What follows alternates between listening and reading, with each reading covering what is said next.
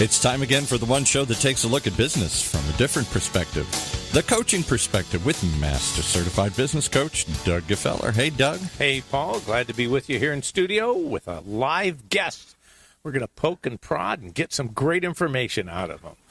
Well, look, welcome to today's episode of the Coaching Perspective radio show. I'm Doug Gefeller, your host. I'm a Master Certified Coach by the International Coach Federation. And I've been coaching leaders and their teams for 21 years, helping them to clarify their objectives and reach their goals. And if you'd like to know more about my coaching services, just go to the website, thecoachingperspective.com. Well, our guest for today is Ray Irmer, Director of Interior Architecture for Withee Malcolm Architects, who are located in the South Bay area of Los Angeles. Withee Malcolm specializes in projects that are integral to the community, including high-density, multifamily, urban infill, mixed-use, commercial office, research and development projects, and interior architecture. And their tagline is, it's more about work. It's about more than work. It's the opportunity to make a difference for yourself, your coworkers, and your community. Well, Ray brings 30-plus years of experience to his role as director of Withee Malcolm's newly expanded interior studio.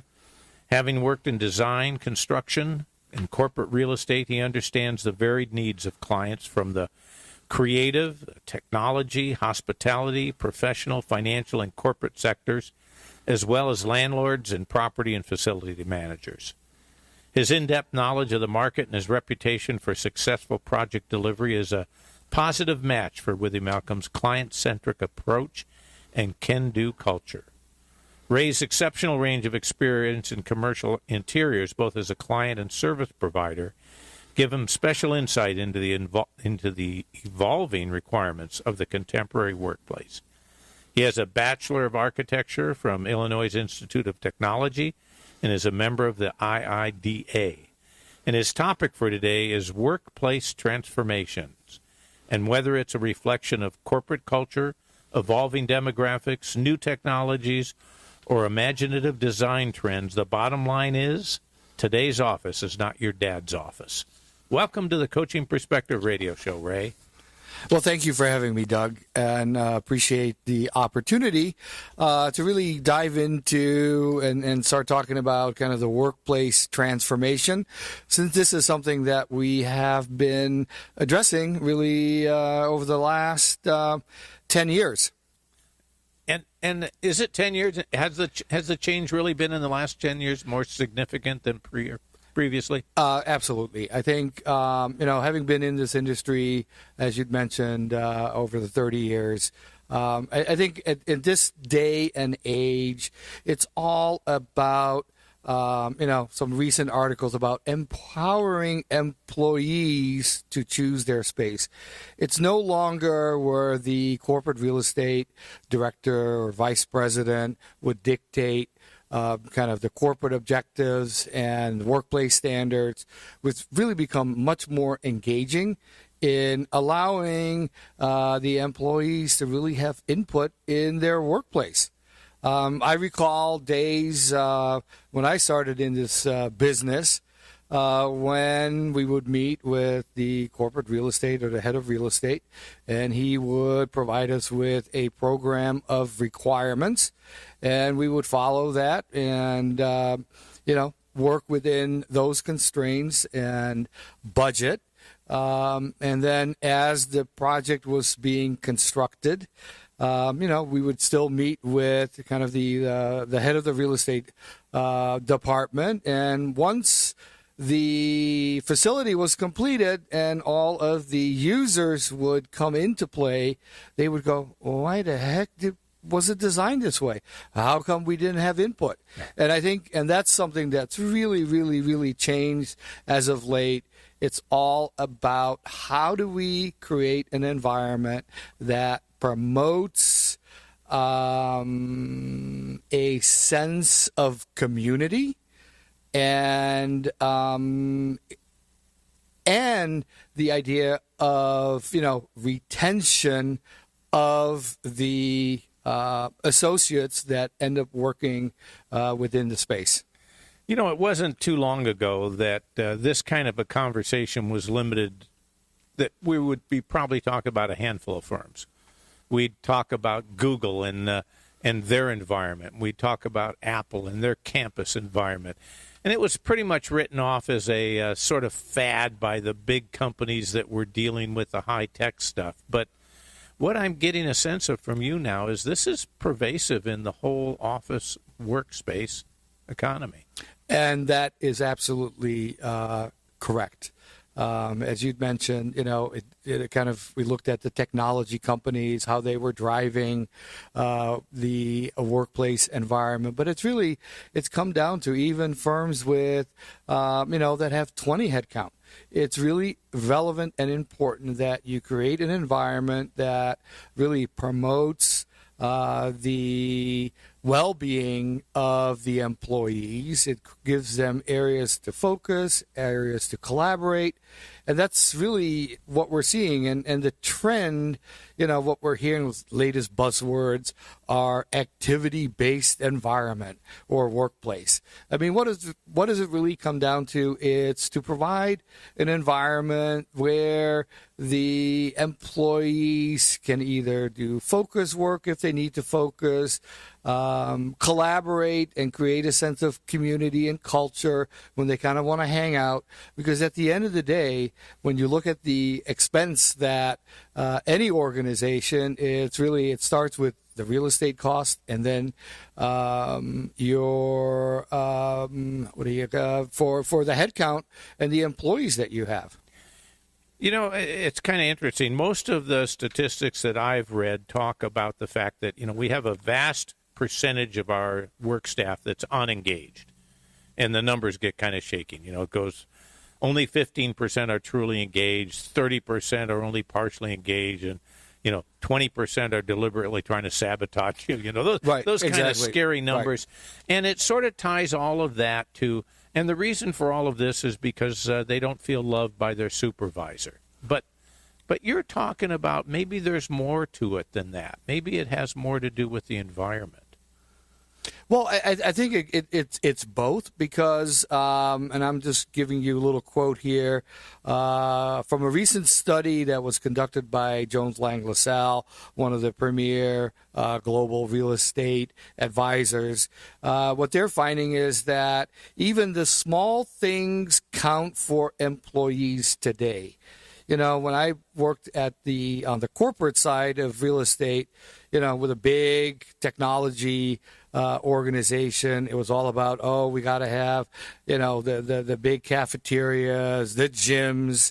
But really what JLL has found is that nearly half of the employees surveyed, they prefer a dedicated space in their office to recharge their mental and physical batteries, such as focus rooms. So it's, the trend is really more to really create that sense of community, culture, and wellness. Well, let me play with you here a little bit. Absolutely. Focus room? What in the world is a focus room? Well, a focus room is usually a room that could be 10 by 12, about 120 square feet. And that's where you can do concentrated work, because in today's office environment, everybody has the benching, the open office, the sit-stand desks. And at times, when you do want to need to focus on something that you have to concentrate on, and even for myself, I sit in an open office environment, but at times when I really need to get something done, I need to go find a space that's quiet, I can concentrate, and instead of taking an hour and a half to get something done, I can probably get it done in 30 minutes by just being focused. It'd be interesting to get your take. I mean, as you know, recently Apple started moving into their new big super building. Yes. And I've seen some of the articles and photos on it, just beautiful open space, desks that go up and down. I mean, whatever height you're at, if your height's changing daily, it'll accommodate you. I mean, but then recently I've seen some articles that said, well, some of the people aren't too happy with that. And that's exactly, I've read some of those same comments and articles. And again, it's, within a large organization like Apple, now that they're kind of in that flying saucer building. Yeah. again, they did not poll everybody. And I think if you look at the different functions that the associates within the organization perform, you cannot find one solution to fit all. And I think where the issues and the pushback is coming from are certain groups that maybe they are not the R&D people. Maybe they do more focus work, or where they're doing in the finance department. They're not there to collaborate. They're there to crank the numbers and, populate spreadsheets. So to sit in a much more open environment to them is not work conducive. And how much of this is going to be written off as a perk? Like a bigger office is a perk. It isn't really what you need. It isn't necessary to do your work. Is this kind of design attention just another perk that we're pampering people? Well, I think, and I look back, maybe, I think when this first, like maybe about 15 years ago, Steelcase, they are a large furniture manufacturer. Sure, They've been around for many years, and they promoted kind of an office culture where the CEO was actually out in the open. So the whole notion of the hierarchical design that we've been promoting for the last ever since I've been doing this is really something that goes away, because I think even when I joined Withee Malcolm, they offered me an office, and I said, well, that's great, but I want to be out with my team. And I think being out with my team, it fosters really clear communication, transparency. We can respond to issues. I can overhear conversations and say, well, let's sit down and figure out, what is the right approach to solve this problem. So I think the whole notion of, as a director, I should have an office. I am of the mindset that, everybody should be out together so that you can, in today's market, we have to respond so quickly to resolve issues. It's no longer, I remember those days when, before the computer, before email, you would send a letter, to your client or give them a phone call. And in today's market, I get texts from my clients and I have to respond immediately. So again, things really have changed over time. And I think definitely, for the better, absolutely. And I think design, office design will continue to evolve. And I think we're looking at the future. I think what we'll be seeing is really office environments that are, where we try to reach and seek input from all of the stakeholders. I'm currently working on a proposal for a financial institution. And when I toured their office about a month ago, it was definitely, kind of the old school of, financial institution of laying out their space. And, we're putting the proposal together to, next month. But what I did tell the prospective client that what we would like to do is meet with every department head. So that we can really truly understand kind of the environment, how they operate, because one of the spaces that was probably renovated about a year ago, apparently that conversation didn't happen. And yes, the space looks very creative, open, but again, the employees and the team that's in that particular space are really not happy. I mean, I want a couple of points you made there. One, when you talked about hierarchical, I mean, we did design offices to sort of, you could walk in and you could tell what the person's level in the corporate structure was by their office. Correct. I can remember starting out, I was working downtown L.A. Actually, it was for Union Oil Company, and I was in their corporate division. And I can remember one day watching my boss's office as the workmen came with their screwdrivers and took the door off of his office and took the door away and the plant out of his office because his title had changed and he no longer deserved a door or a plant based on his title. Had nothing to do with what he needed to work. You know, the fact that he was supervising a bunch of people, critical, confidential information that should be talked about behind a closed door, never entered into the criteria. You know, and that's what I hear you saying is that's one of the major changes here. Absolutely. No, and I remember those days too. And you know, when there was such a hierarchical structure within an organization, imagine the cost from a real estate perspective that the organization would have to expend on an annual basis just to, you know, enlarge or, you know, change the office size just because the title of the person changed. And, you know, just to give you a little case study, I went through this effort with a large technology company back in the late 90s. It was a complete transformation of their R&D population. At that particular time, the organization had about 56,000 headcount around the globe. Their annual or churn costs that they had identified to when some individual would be changed or, you know, would be promoted, they were expending well over $10,000 a headcount, and they would churn about 20,000 headcount a year. Wow. You do the math. Wow. So what we were challenged with was to develop a interior architectural solution that would significantly reduce their churn expense. And based on the solution that we developed and implemented, their churn cost went from $10,000 to about $2,000 a head count. So that was a significant savings from an operational perspective. But obviously, the upfront capital expenditure was significant, but it was justified by the fact that you know, the operational costs were reduced by 60%. Well, okay, so you know, I can see the case being made that a lot of money was wasted in redesigning offices just to meet the status title kind of design criteria.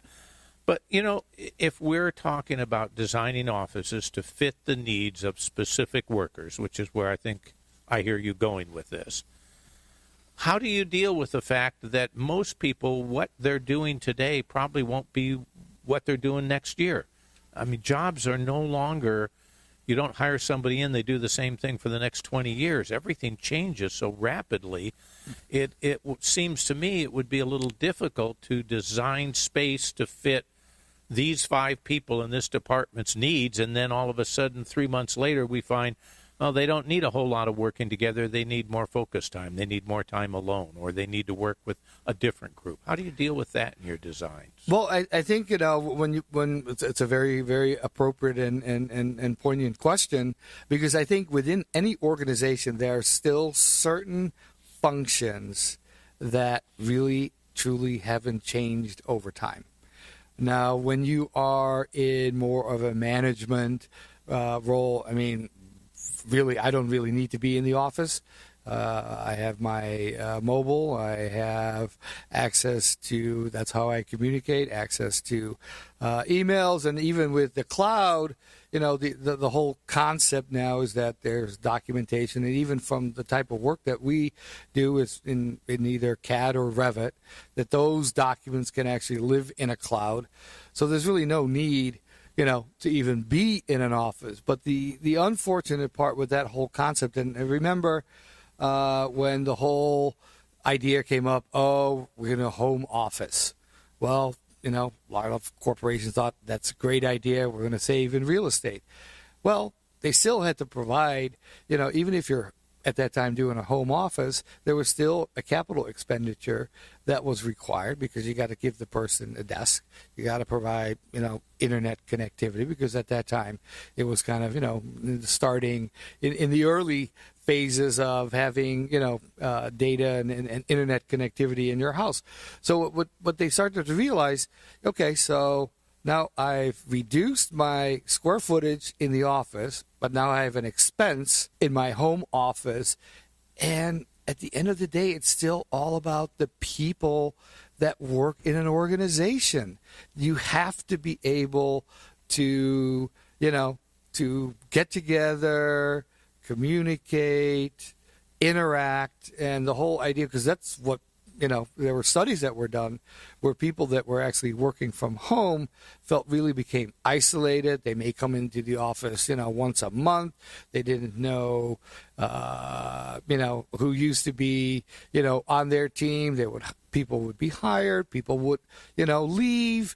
So that's why I think, the notion of everybody coming back and having a space within the office environment is something that's a trend that's really coming back. Okay. Well, look, we're going to take a commercial break in a minute. When we come back, I want to talk. You had mentioned before we went on air about 5 trends that you see coming, and I want absolutely love to give us some detail. Yeah. But let's go to a commercial, and we're back from commercial here, and we're talking with Ray Irmer of Withee Malcolm Architects, and he's in charge of their interior design studio. Ray, you've been basically talking about the need to design space to fit the needs of the specific work that the employees are doing. That is correct. That it in a nutshell? That is in a nutshell. But again, let me just kind of, leave some thoughts as we kind of go through the conversation. Because really when we look at an office environment, there's really currently there's 5 trends that are happening. Flexibility is something that you hear a lot. And, the flexibility can mean anything from an open office environment where you have flexible, like from earlier, a sit-stand desk, or where it's so universal that actually teams can move around without feeling that they are, coming from one floor that was designed one way and now going onto another floor that was designed in a different way. So that's the idea of flexibility. Professional development is a big issue in today's office environment. It's how do we, when you look at, when you hire somebody new, I think the training can take 9 to 12 months. Yeah, depending on the job, yeah, sure. And, longer. And that's a significant investment. So after you've done that, you want to be able to retain that particular employee and not have them leave 3 years later to go to another firm that may have a better designed environment. Another item that is relevant today is sense of community.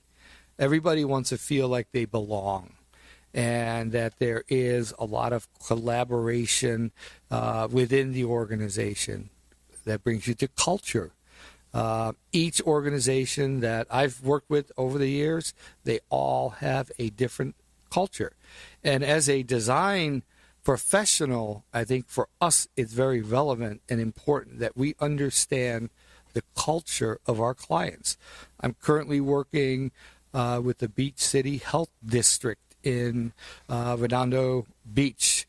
They are embarking on an upgrade, and they have a big piece of land and property that they want to further develop to provide for a healthy campus living. And I've been attending meetings just so that I fully comprehend their culture. And that's really important, because from a design profession, I mean, we can do wonderful designs, but if we don't understand the culture of a company, we're not helping them, helping them towards the future. And then, as of late, wellness is also something that has become much more to the forefront. Wellness of the space, wellness for the people. So those are kind of the 5 trends that are, currently on the design communities, kind of on our radar screen. Let me give you Doug Geffeller's 5 trends as a on-site manager. Now this goes back a while. Right. The issues were not culture, they were not flexibility, they were not professional development. The issues were the guy's radio down the hall, the air conditioning that isn't balanced, the fact that the lighting isn't right.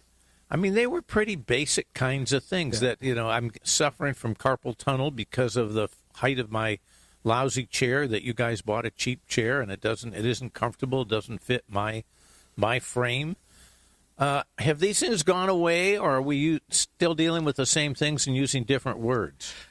I think some of the issues have gone away, but still, it just, those are not really at the forefront anymore. But you're right. We still have to deal with those types of, if you are the facilities manager, those are daily issues that you will have to contend with.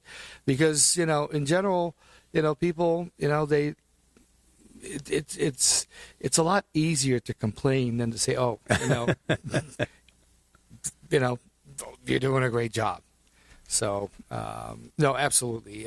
And I think with what, and that's again why with Apple, the open office environment, there's pushback. Sure. And again, for those particular groups, it just wasn't working, even though that the corporate culture mandates open office, collaborative environment. So there's always, the naysayers, unfortunately. The interesting thing that I sort of picked up on here is if I was looking to hire you to design some office space for me or redesign, it doesn't make any difference. Before listening to you, I would have assumed that you'd come in and show me a bunch of pretty pictures of designs that you've done in the past. What I'm sort of hearing you say is no, you would come in and want to interview the people that are going to populate the office space before you can tell me what kind of designs you're going to be recommending and what it would look like. Is that?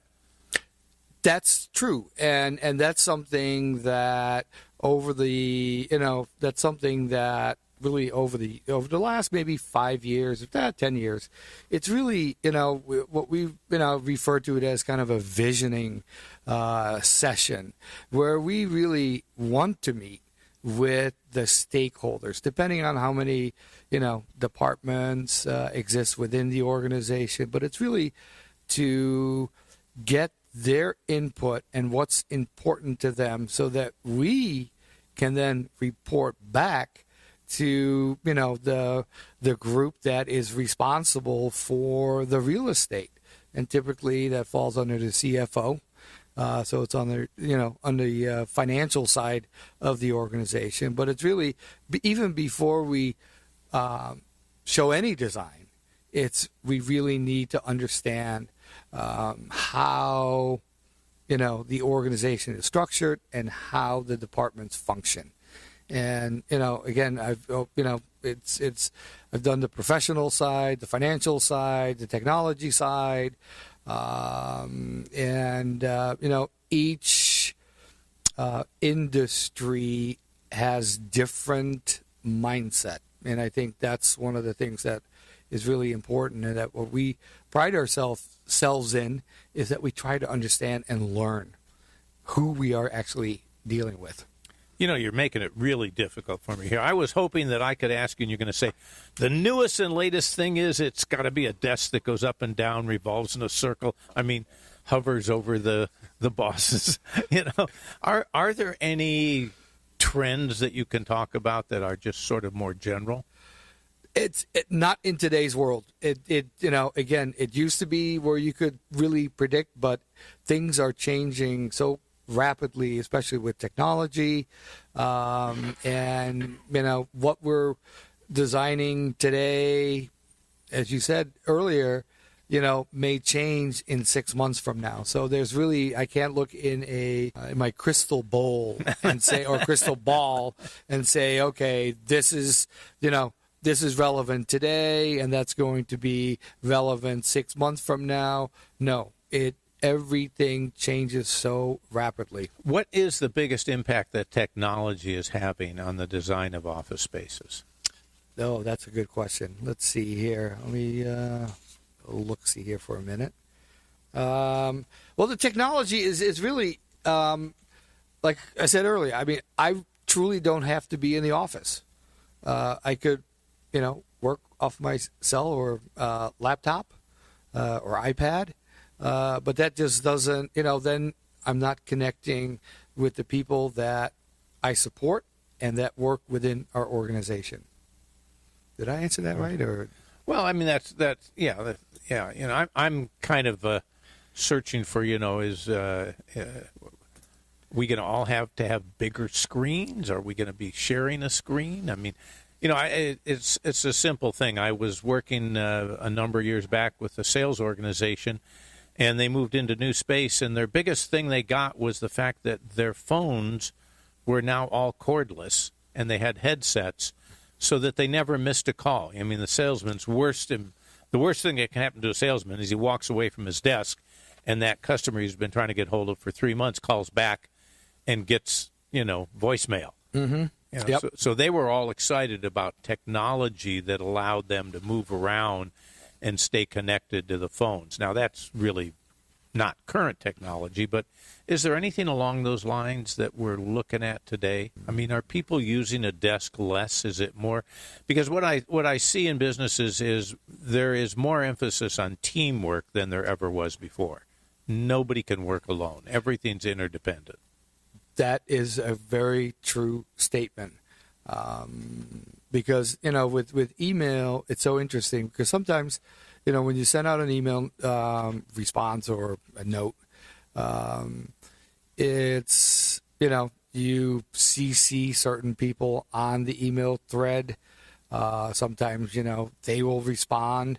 But it's all about keeping everybody informed because things can change so rapidly. When I was director of real estate for this large technology organization, during my training, I was advised you need to be able to respond to an incoming email within 20 minutes.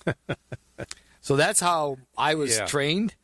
And if you get 60 to 100 emails, that's a lot to deal with. But they also said when you're CC'd, don't even think about responding.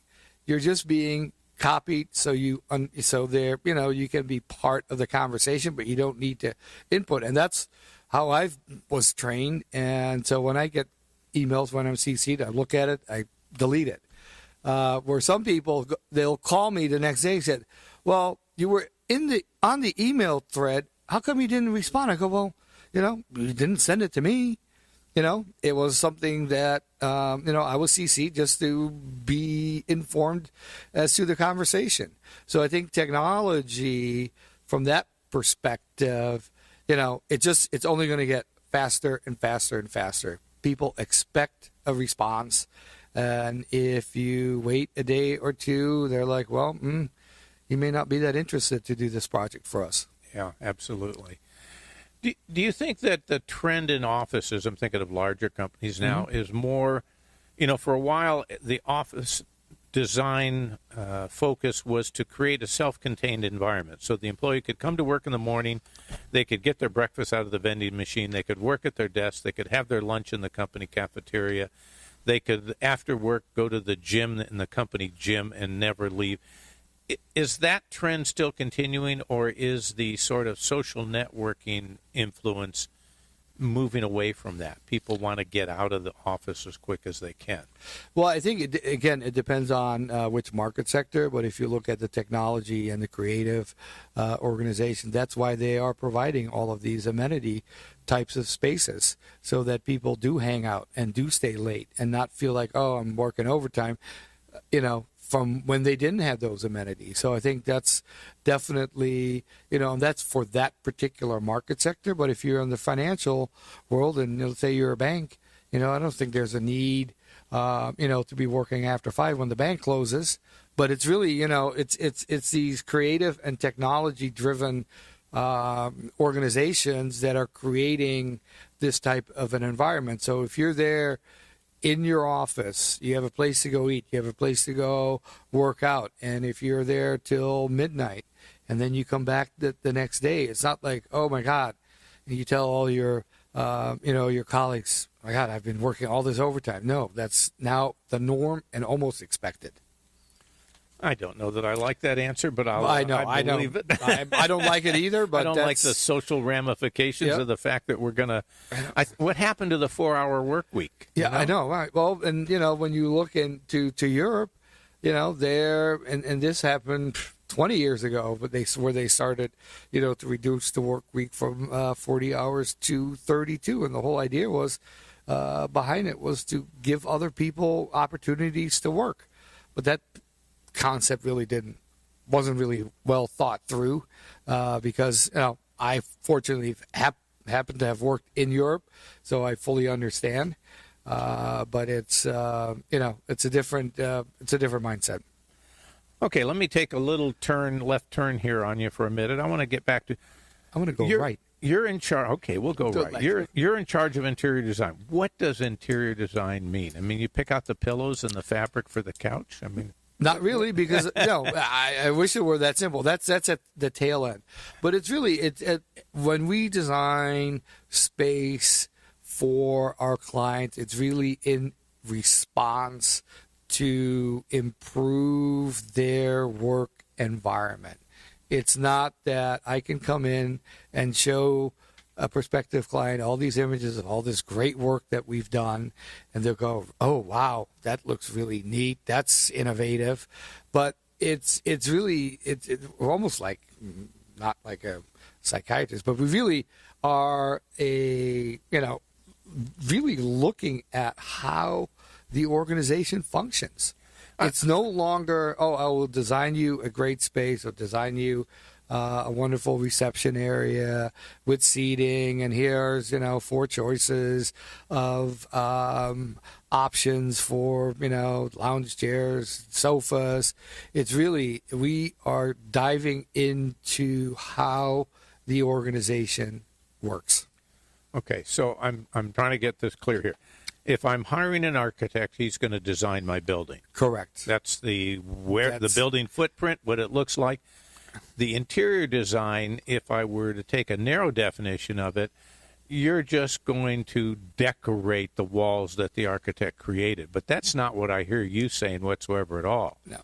Interior design, in your mind, is working on the interior of the building to create the kinds of spaces that are needed for the employees. Right. Probably 40 years ago, and that was before I even started in this business, that was the role of a interior designer, to select the fabrics, the finishes, the colors, and that was it. They had no intention of understanding how the business was working, how to help improve, because at the end of the day, it's also about how do you, by creating this environment, and this is kind of an item that really doesn't really get discussed a lot, is how do you improve productivity of the employee, and then how do you end up reducing your real estate expense?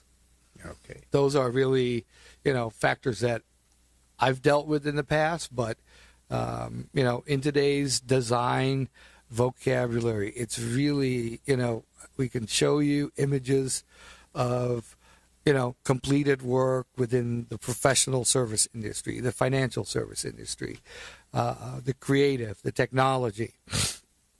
But at the end of the day, certain clients say, oh, we like that. Well, we don't like that. But it's really what we help solve their,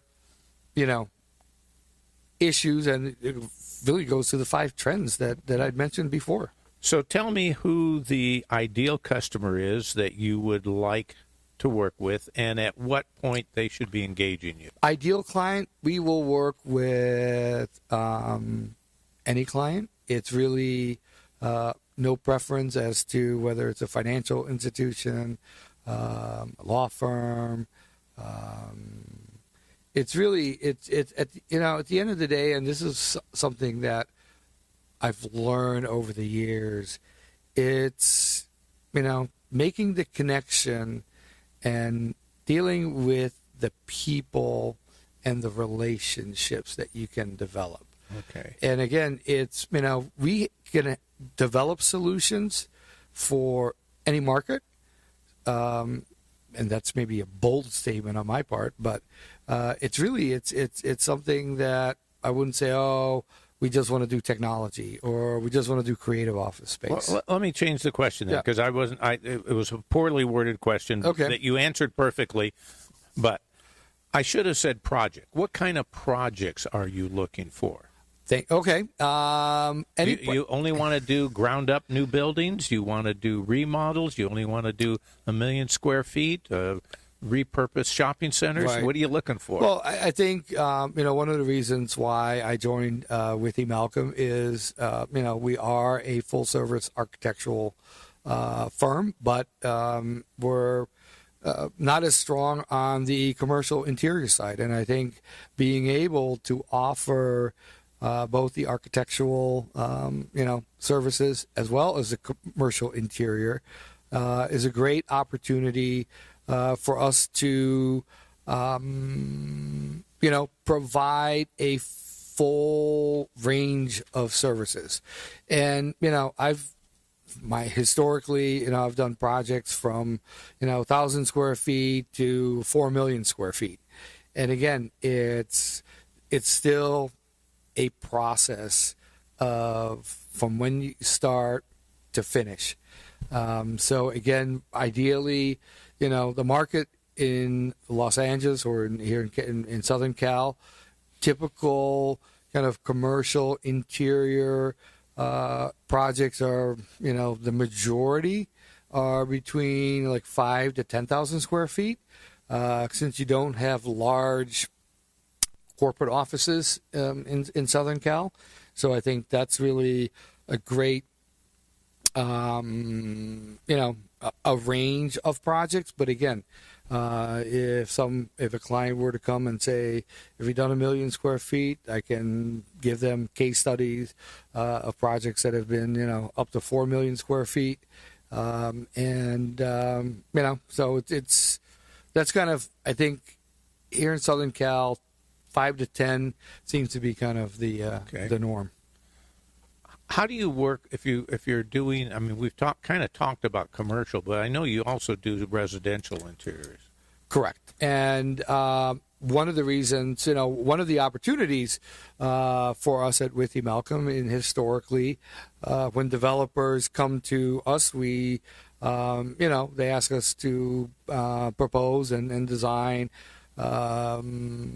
multifamily type of houses that are either market, affordable, senior, and that could have up, from 150 or maybe as small as 40 units to 400 units. Mm-hmm. But, they've always worked with the developers. They've always had a separate interior design entity.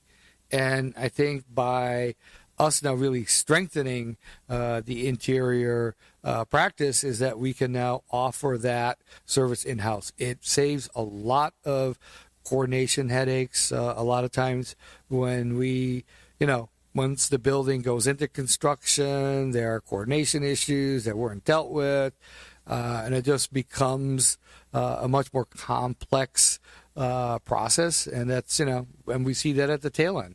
And I think by offering that particular service from a client perspective, it only adds value versus detracting value. Okay.